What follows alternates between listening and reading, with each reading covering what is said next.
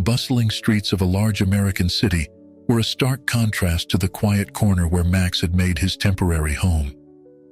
Surrounded by the detritus of urban life, he sat on a worn piece of cardboard, his back against a graffiti-covered wall. The constant flow of pedestrians and traffic created a cacophony of sound, but to Max, it was just background noise. His eyes followed the passers-by, each person a reminder of the life he once had and the dreams he still clung to. Some hurried past, their eyes glued to their phones, while others strolled leisurely, enjoying the mild evening air. Max observed them all with a mixture of curiosity and detachment. As night fell, the streetlights flickered to life, casting long shadows across the pavement. The crowds thinned, replaced by the night owls and shift workers. Max pulled his tattered jacket tighter around his shoulders, preparing for another long night on the streets. Suddenly, a sharp cry pierced the air, cutting through the ambient noise of the city. Max's head snapped up, his instincts honed by years of street life kicking in. He listened intently, trying to pinpoint the source of the sound. There it was again, a muffled groan coming from a nearby alley. Max hesitated. Getting involved in other people's problems was risky on the streets, but something in that cry spoke of real distress. Against his better judgment, he pushed himself to his feet and cautiously made his way towards the alley. The narrow passageway was dark, lit only by the faint glow of a distant streetlight. As Max's eyes adjusted, he saw a figure slumped against a dumpster. Drawing closer, he could make out a man, well-dressed but disheveled, his face bruised and bloody. "Hey!" Max called out softly, not wanting to startle the injured man. "You okay?" The man's eyes fluttered open, unfocused and glazed with pain. He tried to speak, but only managed a weak groan. Max knelt beside him, quickly assessing the situation. The man's clothes were expensive but torn, suggesting a violent altercation. There was no obvious sign of a weapon, and the man didn't appear to be a threat. "I'm going to help you," Max said, his voice low and calm. "Can you tell me your name?" The man's lips moved, but no sound came out. His eyes rolled back, and he slipped into unconsciousness. Max acted quickly. He checked the man's pulse, weak but steady, and looked for any signs of severe injury. Finding none, he decided it was safe to move him. With a grunt of effort, Max hoisted the unconscious man onto his shoulders in a fireman's carry. Staggering under the weight, Max made his way back to his corner. He laid the man down gently on his cardboard bed and used his own jacket as a makeshift pillow. Then he set about trying to revive him. It took several minutes of gentle coaxing, but eventually, the man's eyes fluttered open. He looked around, confusion evident on his face. Where am I?" he mumbled, his voice hoarse. "You're safe," Max assured him. "I found you in the alley. You were pretty roughed up. Can you remember what happened?" The man struggled to sit up, wincing in pain. I'm not sure. Everything's a blur." Max studied him closely. Despite the bruises and dirt, there was something about the man that seemed out of place on the streets. His hands were soft, uncalloused, and a faint scent of expensive cologne clung to his torn clothes. "What's your name?" Max asked again. The man hesitated, a flicker of something, fear, wariness, crossing his face. "Leo," he said finally. "My name is Leo." Max nodded, not pushing for more information. "I'm Max. You're not from around here, are you, Leo?" A small, enigmatic smile played on Leo's lips. "No," he admitted. I'm running away from my life." The statement hung in the air between them, heavy with unspoken implications. Max had seen many people on the streets, each with their own story, their own reasons for being there. But something about Leo was different. There was a mystery about him, an air of something greater lurking beneath the surface. As the night deepened around them, Max found himself drawn into Leo's orbit, sensing that this chance encounter would lead to something neither of them could have anticipated. Little did he know that this moment would be the beginning of a friendship that would change both their lives forever. The following evening, Max led Leo to a small encampment where a group of homeless individuals had gathered. The air was filled with the aroma of canned beans and day-old bread, a feast by street standards. Leo hesitated at the edge of the group, but Max gently urged him forward. "Everyone, this is Leo," Max announced. The others looked up, their expressions a mix of curiosity and caution. A woman with graying hair nodded at Leo, offering him a chipped mug filled with weak coffee. As they settled around a small fire contained in a metal drum, Leo began to share stories of his life. He spoke of grand buildings and important meetings, of decisions that affected thousands. Yet he was careful, never revealing his true identity or the exact nature of his former position. "It sounds like you had quite the life," an older man named Frank commented, his voice tinged with a hint of envy. Leo's eyes grew distant. "It wasn't all it seemed," he said softly. "There were expectations, burdens." Max listened intently, picking up on the underlying tension in Leo's words. He recognized the weight of responsibility in Leo's voice, a stark contrast to the freedom of the streets. As the night wore on, Max found himself opening up as well. He spoke of his daily struggles, the constant search for food and shelter, the fear of violence that lurked around every corner. "Yesterday, I had to fight off a guy for this spot," Max said, gesturing to the corner where he'd found Leo. "It's not much, but it's dry when it rains." Leo's eyes widened, a newfound respect evident in his gaze. "I had no idea," he murmured. "The challenges you face daily, it's humbling." The others chimed in with their own stories, tales of lost jobs, broken families, and the constant battle against a system that seemed designed to keep them down. Leo listened intently, his expression a mix of shock and admiration. As dawn approached, the group began to disperse, each heading to their respective spots or to search for day labor. Leo turned to Max, his face etched with determination. "Show me," he said simply. Max raised an eyebrow. "Show you what?" "How to survive out here. I want to understand." Over the next few days, Max became Leo's guide to street life. He showed him how to spot a good dumpster for foraging, how to stay warm on cold nights, and how to avoid trouble with the police. One afternoon, they found themselves working on Max's makeshift shelter. Leo, despite his soft hands and obvious lack of experience, threw himself into the task with enthusiasm. "Hand me that piece of cardboard," Max instructed, pointing to a large, flattened box. Leo complied, then watched as Max skillfully reinforced the shelter's wall. "You're quite good at this," Leo observed. Max shrugged. "Necessity is a good teacher." As they worked, Leo shared more about his past, careful to keep the details vague. He spoke of the pressure to conform, the constant scrutiny, and the longing for a simpler life. "But this," Leo gestured around them, "this is real. There's a strange freedom in having nothing." Max snorted. "Freedom's overrated when you're hungry." Leo nodded, chastened. "You're right, of course. I didn't mean to romanticize your struggles." They fell into a comfortable silence, continuing their work.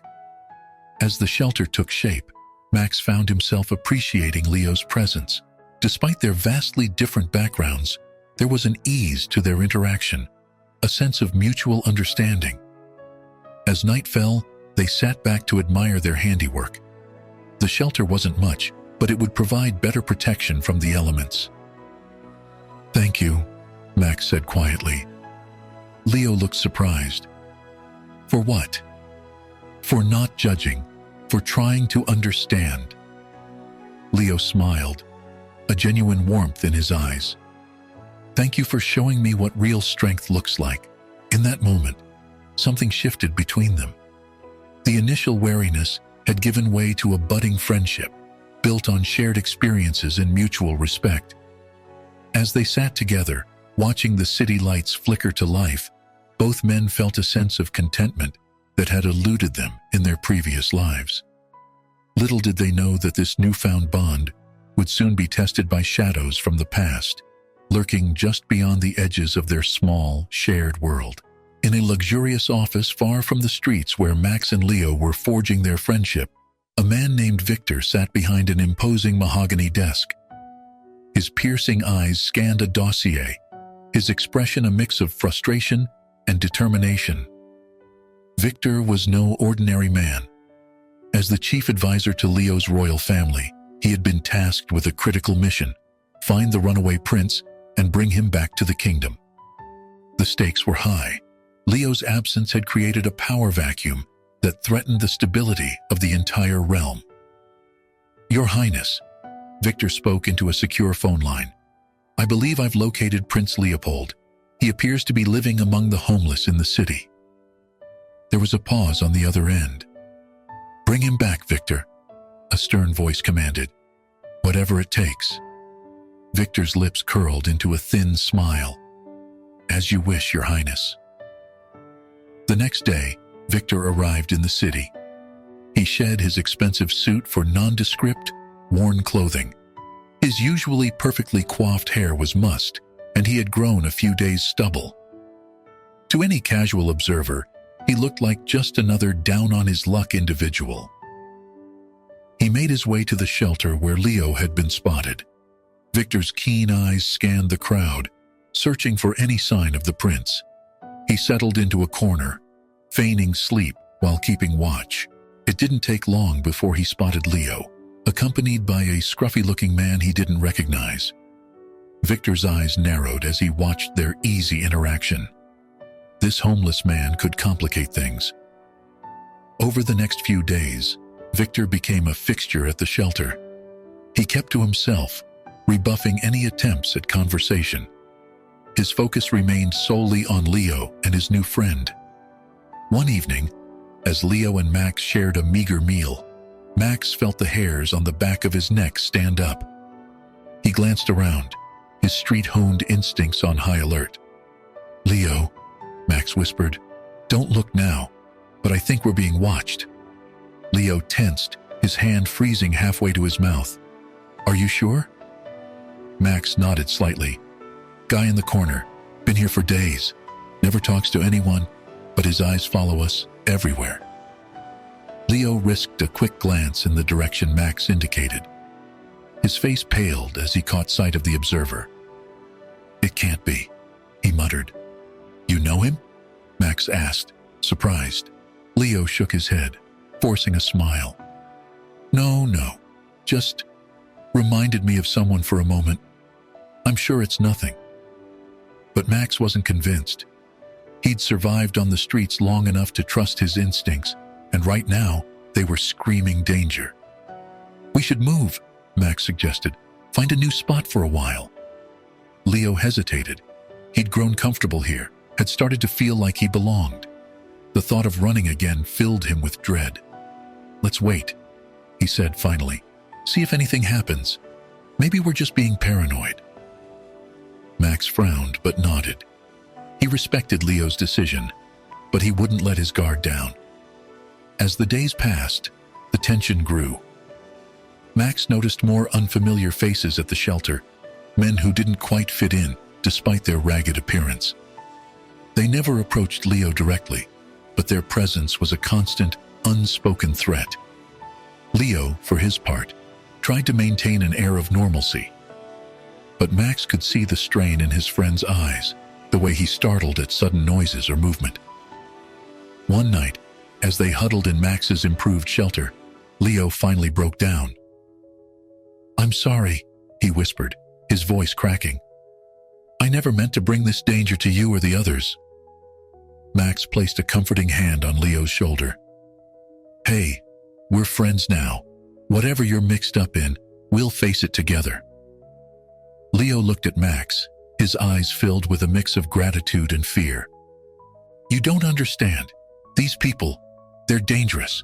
They won't stop until they get what they want." "And what is it they want?" Max asked gently. Leo opened his mouth to respond, but before he could, a commotion erupted outside. Shouts and the sound of breaking glass filled the air. Max peered out of the shelter, his face grim. "Looks like your past just caught up with us, Leo. We need to move, now."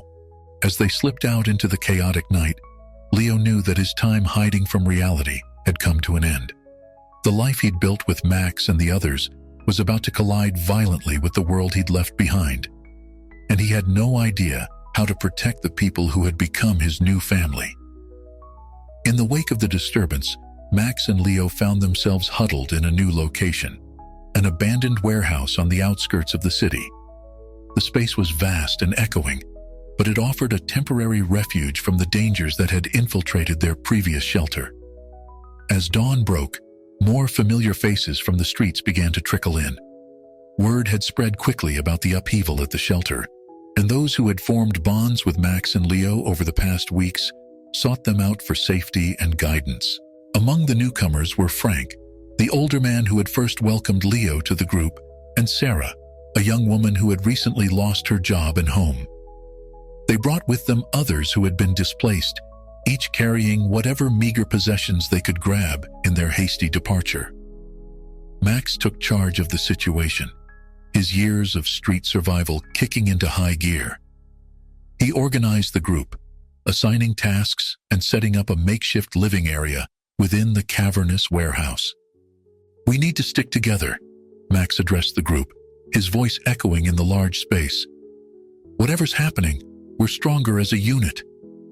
Leo watched in admiration as Max naturally fell into a leadership role. He felt a pang of guilt, knowing that his presence had brought this chaos into their lives. Yet, he couldn't help but feel a sense of belonging among these individuals who had so little, yet were willing to share everything. As the day wore on, the warehouse began to take on a semblance of home. Cardboard partitions created private spaces, while a central area was established for communal meals and gatherings. The group worked together, their shared adversity forging stronger bonds between them.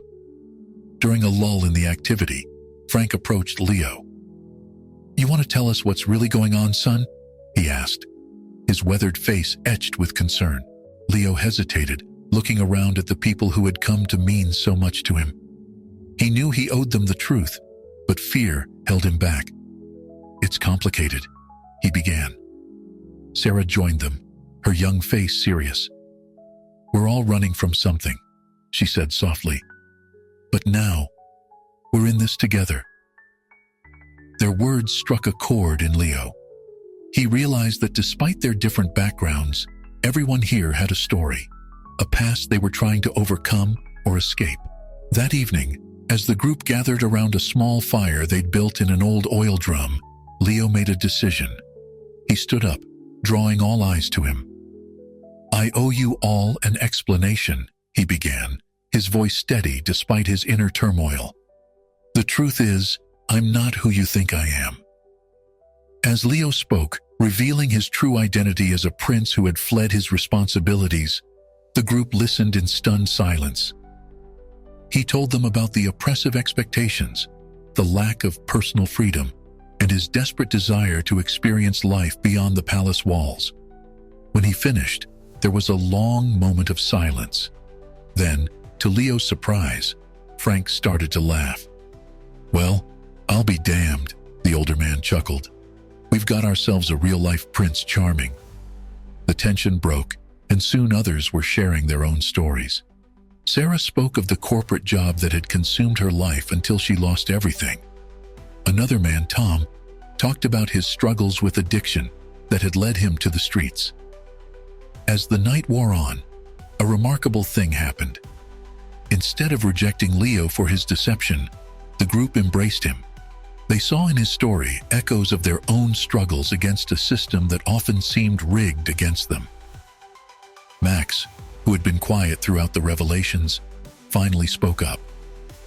"Royal or not, you're one of us now," he said, clapping Leo on the shoulder, "and we protect our own." Leo felt a warmth spread through him, a sense of acceptance he had never experienced in his royal life. Here, among society's outcasts, he had found a true family. As the group settled in for the night, there was a new sense of purpose among them. They were no longer just individuals struggling to survive. They were a unit, a family, forged in adversity.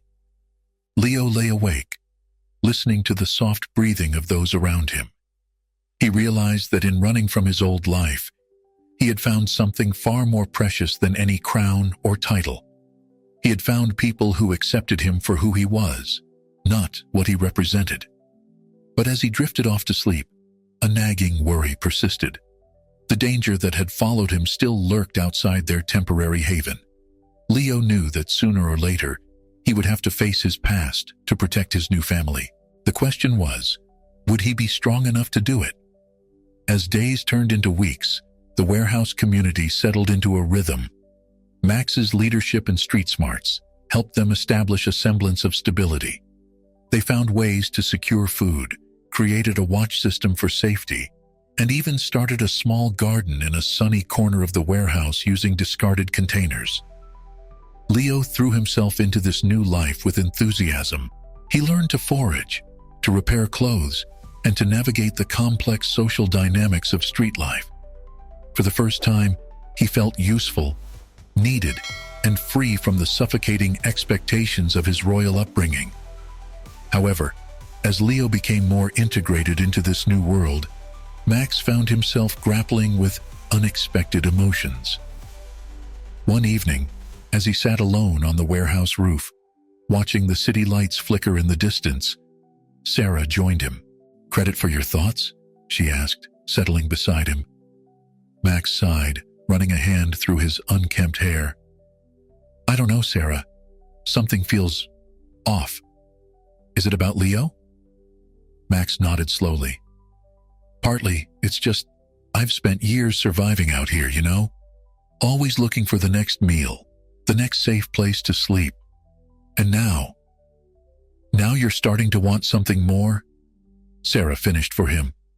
"Yeah," Max admitted, "and it feels like a betrayal to who I am, to where I came from."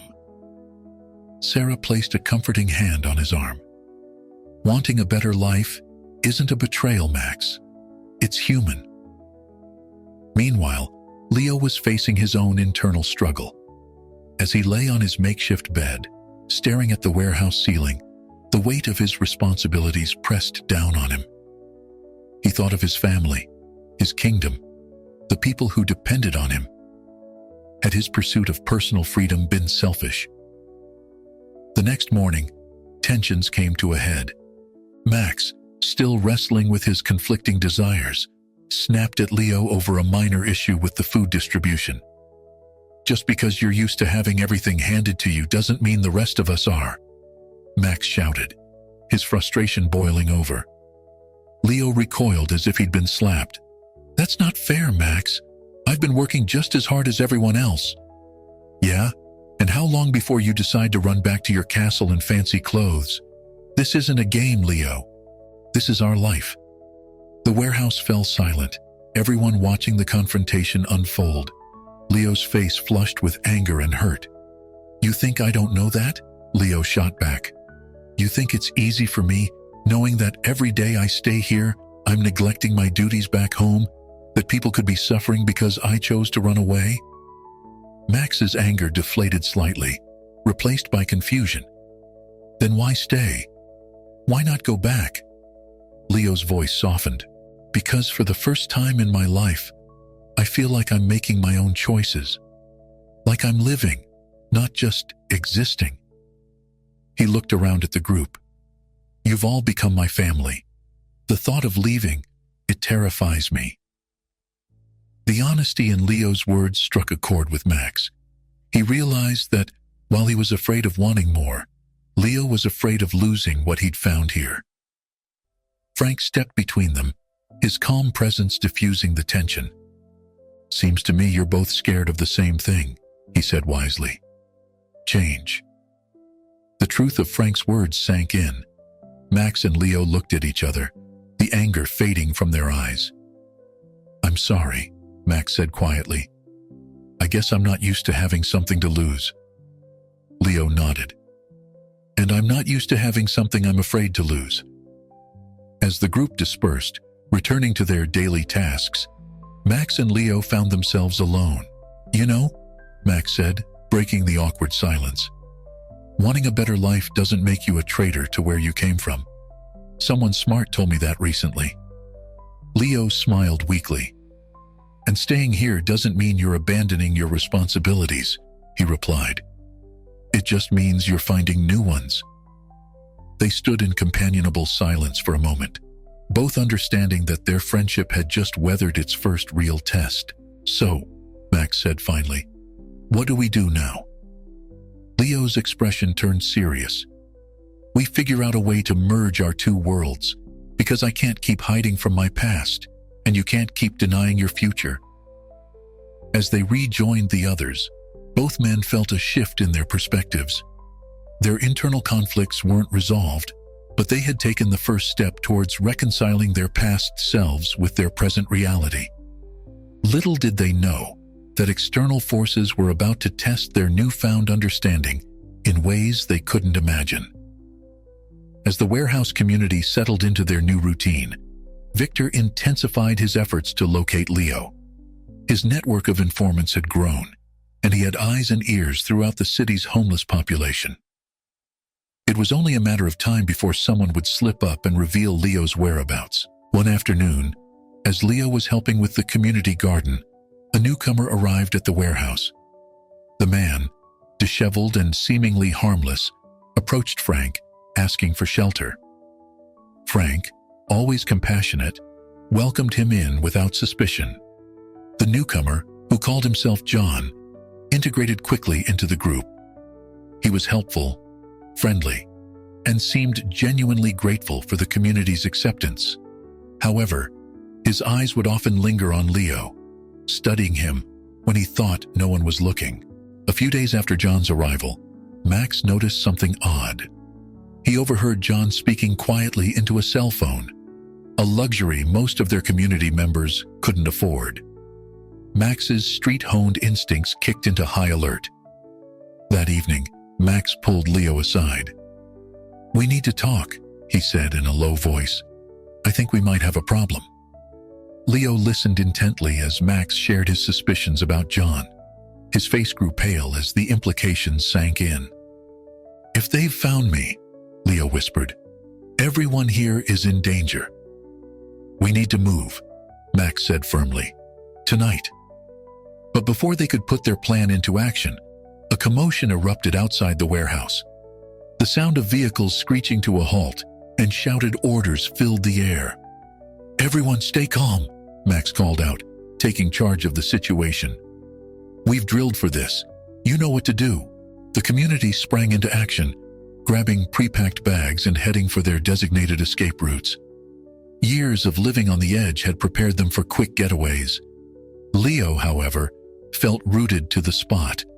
This was the moment he had been dreading, the collision of his past and present. He watched as his friends, his new family, scrambled to escape because of him. "Leo, we have to go," Max urged, grabbing his arm. Just then, the warehouse doors burst open. A team of men in tactical gear poured in, led by a familiar face that made Leo's blood run cold. Victor. "Your Highness," Victor called out, his voice echoing in the cavernous space. "It's time to come home." Leo stepped forward, placing himself between Victor's team and his friends. "Victor," he said, his voice steadier than he felt. "I'm not going back." Victor's eyes narrowed. "I'm afraid you don't have a choice, Your Highness. Your father is ill. The kingdom needs you." This news hit Leo like a physical blow.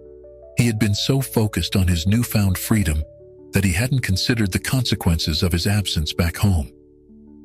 Max, seeing Leo's hesitation, stepped up beside him. "He said he's not going," Max declared, his stance protective. Victor's gaze shifted to Max, a mixture of amusement and disdain in his eyes.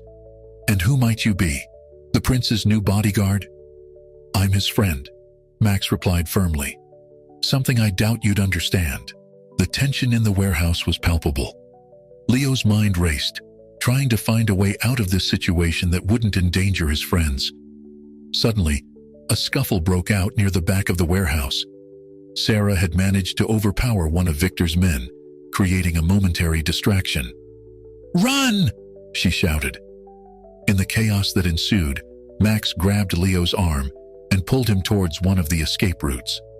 They sprinted through the back alleys of the city, the sound of pursuit not far behind. As they ran, Leo's mind was in turmoil.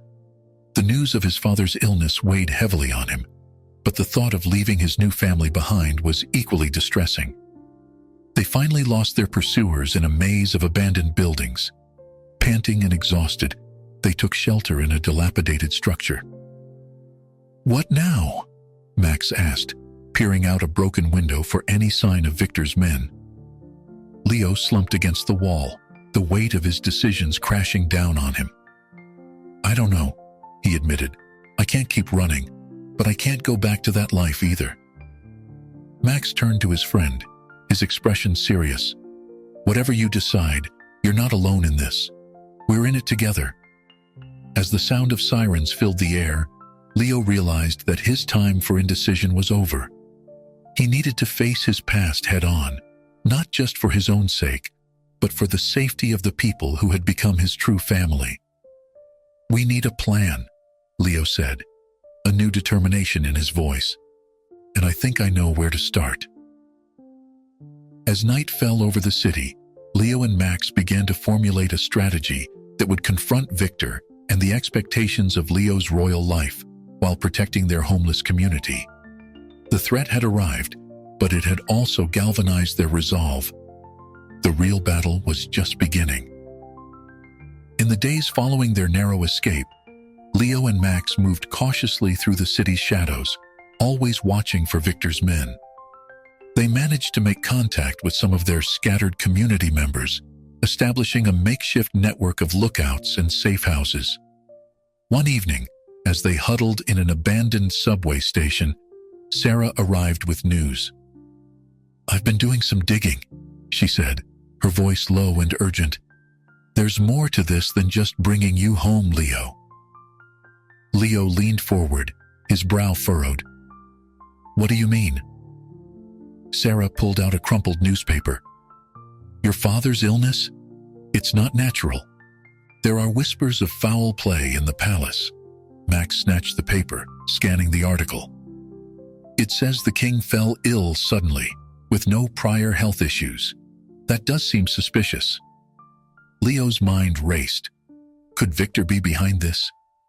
The advisor had always been ambitious, but would he go so far as to harm the king?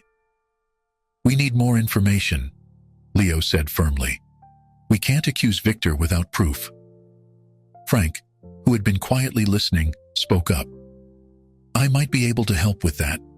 In my previous life, I had some connections, people who owe me favors."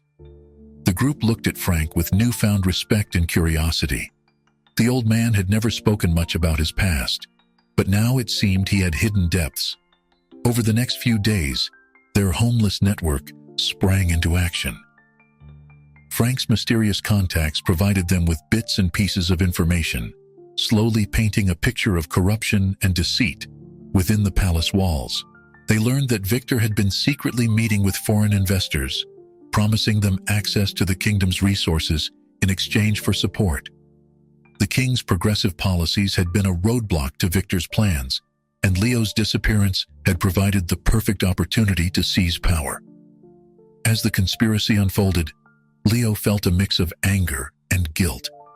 His desire for freedom had left his kingdom vulnerable to Victor's machinations. "We need to go back," Leo announced to the group. "I have to stop Victor and save my father." Max nodded, a determined look in his eyes. "We're coming with you." Leo started to protest, but Sarah cut him off. "Don't even try to talk us out of it. We're family now, remember?"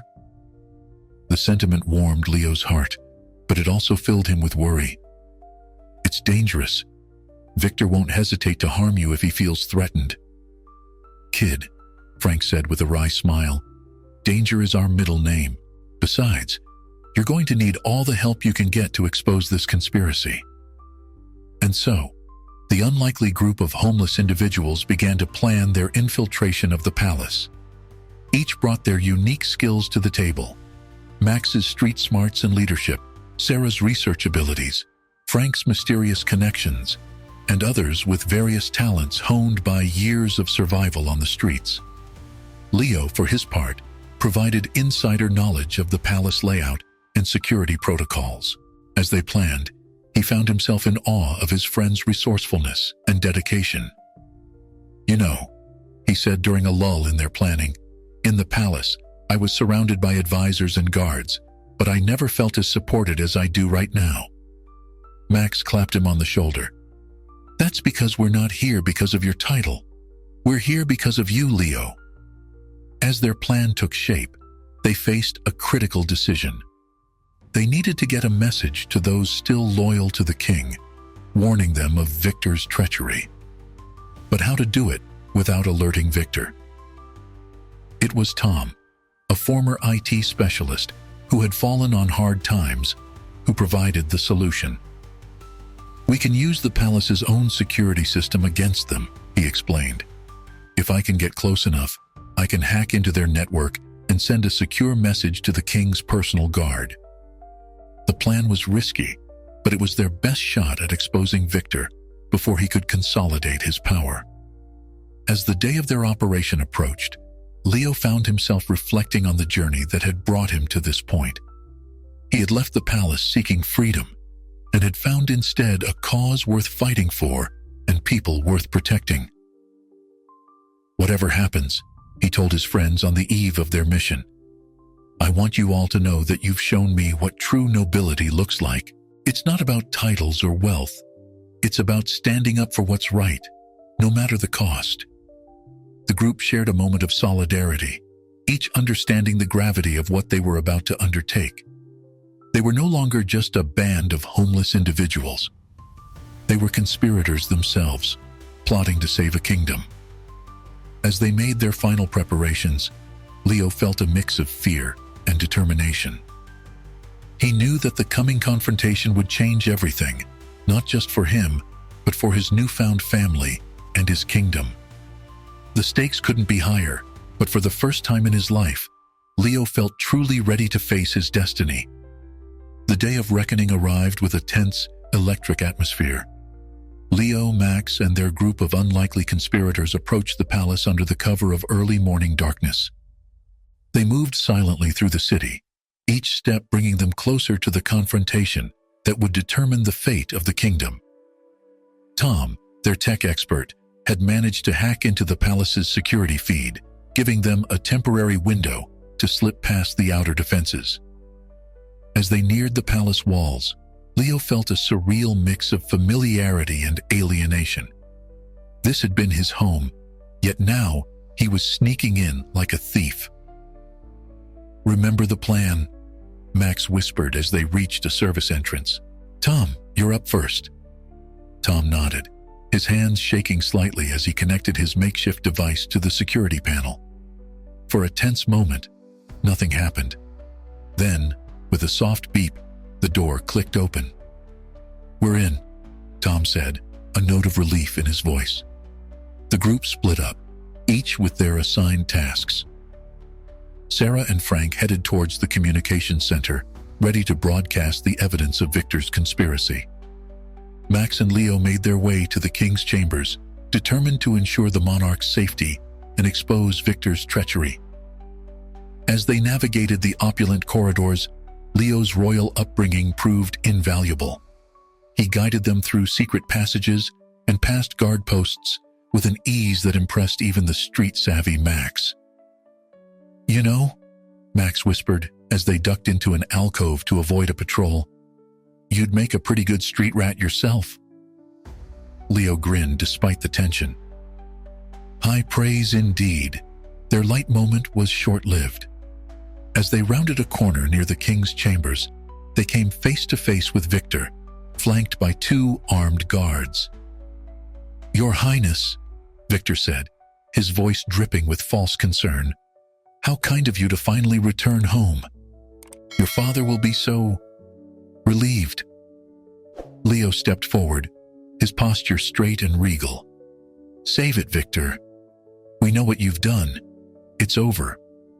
Victor's face hardened, all pretense dropping away. "Over? My dear prince, it's only just beginning. Guards, seize them." Max reacted instantly, years of street fights kicking in. He tackled one guard while Leo grappled with the other. The sounds of struggle echoed through the hallway.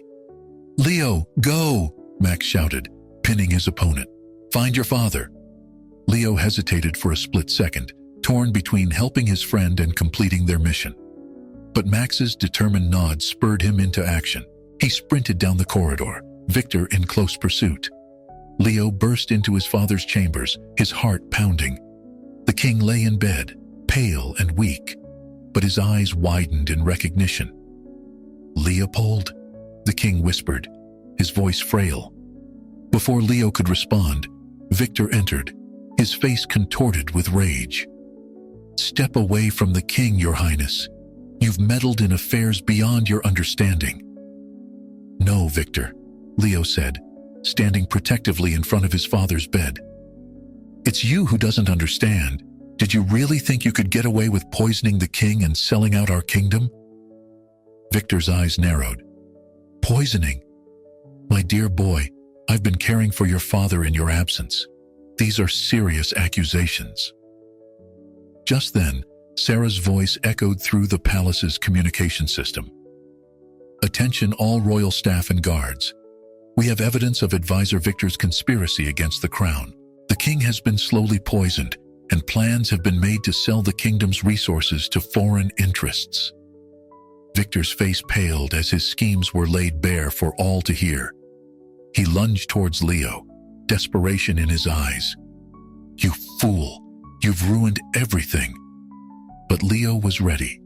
Years of royal combat training, combined with the street fighting skills he'd learned from Max, came into play. He deflected Victor's attack, using the older man's momentum to throw him off balance. As Victor stumbled, the doors burst open. Max entered, followed by the captain of the royal guard and several loyal soldiers. "Your Majesty," the captain said, bowing to the king before turning to Victor. "Advisor Victor, you are under arrest for treason against the crown." As the guards restrained Victor, Leo rushed to his father's side. The king grasped his son's hand weakly. "Leopold, my son, you've saved us all." Leo shook his head, tears in his eyes. "Not just me, father. I had help from some true friends." He turned to Max, who stood awkwardly in the ornate room, looking out of place, but proud. "Friends who taught me what real nobility looks like."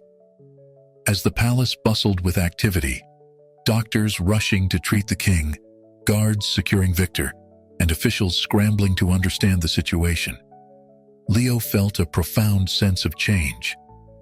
He had left this place seeking freedom and had returned with a new understanding of his role and responsibilities. Max approached him, a wry smile on his face. "So, Your Highness, what happens now?"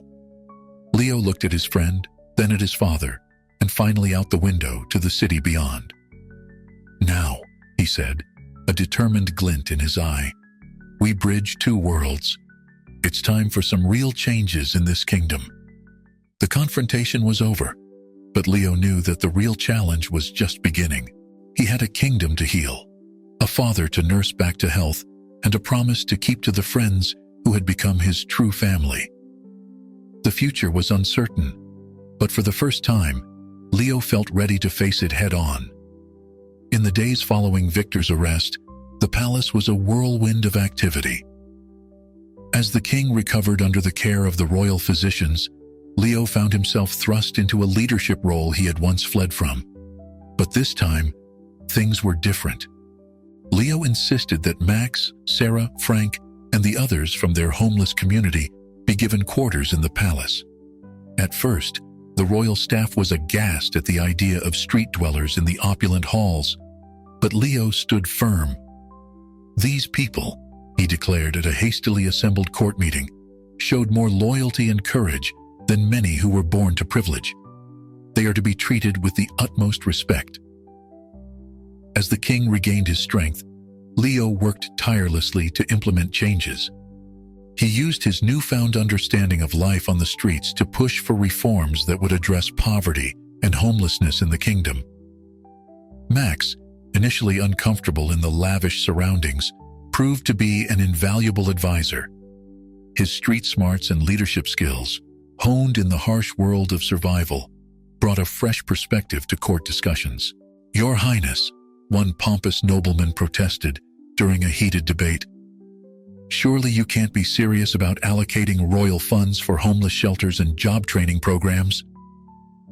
Before Leo could respond, Max stepped forward. "With all due respect," he said, his voice firm, "I've seen firsthand what happens when people are left without support or hope. It's not just about charity, it's about building a stronger kingdom for everyone." Leo nodded, a proud smile on his face. Max is right. A kingdom is only as strong as its most vulnerable citizens. It's time we recognize that. As weeks passed, the changes began to take effect. Shelters were opened, training programs were established, and for the first time, representatives from the city's poorest districts were invited to participate in council meetings. Sarah's research skills found a new purpose as she worked with royal scholars to document the lives and needs of the kingdom's disadvantaged populations. Frank's mysterious past connections proved useful in navigating the complex world of politics and policy-making. One evening, as Leo walked through the palace gardens with his father, the king paused to rest on a bench. "You've changed, my son," the king said, his voice still weak but filled with pride. "When you left, I feared we had lost you. But now, I see you found something invaluable." Leo sat beside his father. "I learned what it truly means to be royal," he said softly. "It's not about the crown or the throne. It's about service, about standing up for those who can't stand up for themselves." The king nodded, a tear in his eye. "You'll make a fine ruler one day, Leopold. Far better than I ever was." As the kingdom adjusted to the new policies, there were, of course, challenges. Some of the nobility resisted the changes, clinging to their old privileges. But Leo and his unlikely council stood firm. In one particularly tense meeting, when opposition to a new housing initiative seemed insurmountable, it was Frank who turned the tide. "You all look at us and see street rats and vagabonds," he said, his weathered face serious. "But let me tell you something. I was once like you. I had wealth, position, all of it. And I lost it all. It taught me that the divide between us and them is thinner than you think. These changes, they're not just for them. They're for all of us." His words struck a chord, and slowly, resistance began to crumble. As months passed, the effects of the new policies became evident. Crime rates dropped as more people found homes and jobs.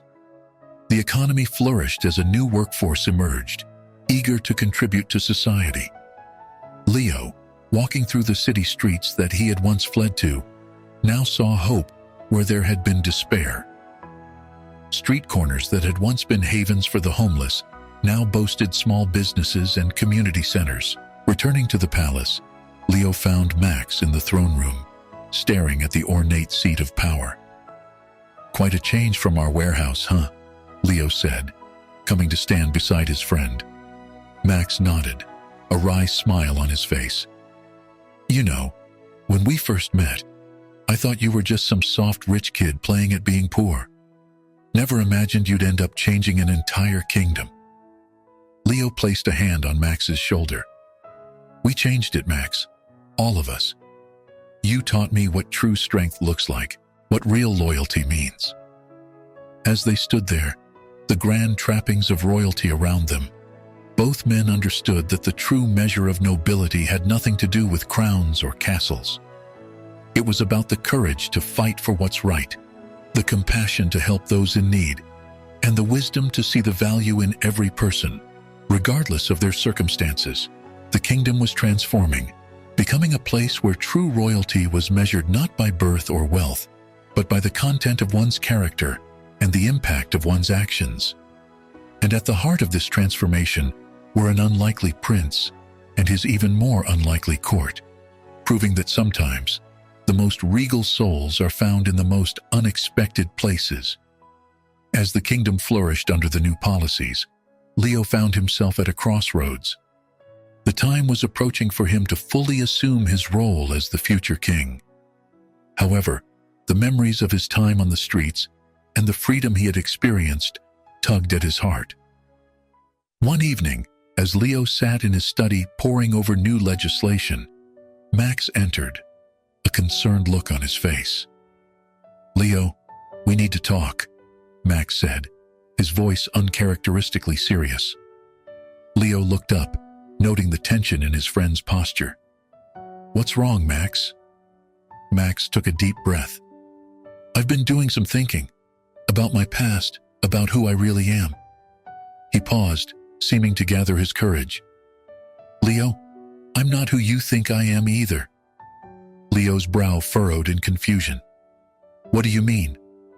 I'm not just some random guy from the streets," Max said, his words coming out in a rush. "I'm Prince Maximilian, from the neighboring kingdom of Westoria. I ran away years ago, just like you did." The revelation hit Leo like a physical blow. He stared at Max, his mind reeling. You're a prince. But why didn't you tell me?" Max, or rather Maximilian, sank into a chair. "At first, it was because I didn't trust anyone. Then, as we became friends, I was afraid of how it would change things between us. And finally, I realized that I had found something on the streets that I never had in the palace, a true purpose." Leo sat back, processing this shocking information. Suddenly, many things began to make sense. Max's natural leadership, his understanding of politics, his ability to adapt to palace life. "So what now?" Leo asked, his voice quiet. Maximilian leaned forward, his eyes intense. "That's why I'm telling you this now. I've received word that my father is ill. They want me to return and take the throne." A heavy silence fell between them. Leo understood all too well the weight of duty and expectation that came with royal blood. "But I don't want to go back to that life," Maximilian continued. "Not completely, anyway. Leo, what we've done here, the changes we've made, this is what true leadership looks like. This is what being royal should mean." Leo nodded slowly, a plan forming in his mind. "You're right. And maybe this is our chance to make an even bigger change." Over the next few weeks, Leo and Maximilian worked tirelessly. They met with their respective royal families, advisors, and council members. They drafted proposals, negotiated treaties, and reimagined what leadership could look like. Finally, on a sunny day that seemed to herald a new era, Leo and Maximilian stood side by side on the palace balcony, addressing a crowd that stretched as far as the eye could see. Leo stepped forward first. "People of our kingdoms," he began, his voice carrying across the hushed crowd. "For too long, royalty has been defined by birth and tradition. Today, we propose a new definition of what it means to be royal." Maximilian took his place beside Leo. "We stand before you not just as princes, but as two people who have seen life from all sides. We've known luxury and hardship, power and powerlessness." Leo continued, "And we've learned that true nobility isn't about titles or crowns. It's about service, compassion, and the courage to fight for what's right." Together, they unveiled their plan. The two kingdoms would unite, not through marriage or conquest, but through a shared vision of governance. They proposed a system where leaders would be chosen based on their ability to serve, not their bloodline. "We will create a council," Maximilian explained, "made up of people from all walks of life. Former street dwellers will sit alongside scholars and nobles, because we believe that wisdom can be found in the most unexpected places." The crowd murmured, a mix of shock and excitement rippling through the gathered masses. Leo raised his hand for silence. "To show our commitment to this new way, Prince Maximilian and I will be the first to step down from our royal positions. We will serve on the council, but we will do so as equals with those we once ruled over." The announcement was met with gasps, then a growing wave of cheers. People who had once been invisible were now being offered a voice, a chance to shape their own destinies. As the reality of their decision settled over the crowd, Sarah pushed her way forward. "But what about the traditions?" she called out. "The history?" Leo smiled. "Our history and traditions are important," he acknowledged. "They remind us where we came from, but they shouldn't dictate where we're going. It's time for us to write a new chapter together." Frank, standing nearby, nodded approvingly. "Now that," he said, his voice gruff with emotion, "is what I call true royalty." In the days and weeks that followed, the two kingdoms buzzed with activity. The transition wasn't easy. There were those who clung to the old ways, who feared change. But Leo and Maximilian stood firm, supported by their unlikely family of former street dwellers and forward-thinking nobles. As they worked to implement their new system, Leo often found himself thinking back to that fateful night when he had first fled the palace. He had been seeking freedom, a chance to live life on his own terms. What he had found instead was a new understanding of what it meant to be truly free. Not the absence of responsibility, but the power to choose how to meet those responsibilities. One evening, as Leo and Maximilian stood on the palace roof overlooking the city they had transformed, Maximilian turned to his friend. "You know," he said with a grin, "when I first met you, I thought you were just some pampered prince playing at being poor. Never imagined we'd end up changing the entire concept of monarchy." Leo laughed, remembering how he had once had similar thoughts about Max. "Life has a way of surprising us," he replied, "but I think the biggest surprise was learning that sometimes the most royal hearts are found in the most unexpected places." As the sun set on their kingdoms, now united in purpose if not in name, Leo and Maximilian knew that their journey was far from over. There would be challenges ahead, obstacles to overcome, but they faced the future with hope and determination, knowing that they had found something far more precious than any crown or throne. They had found a true purpose and a family bound not by blood, but by shared dreams of a better world for all.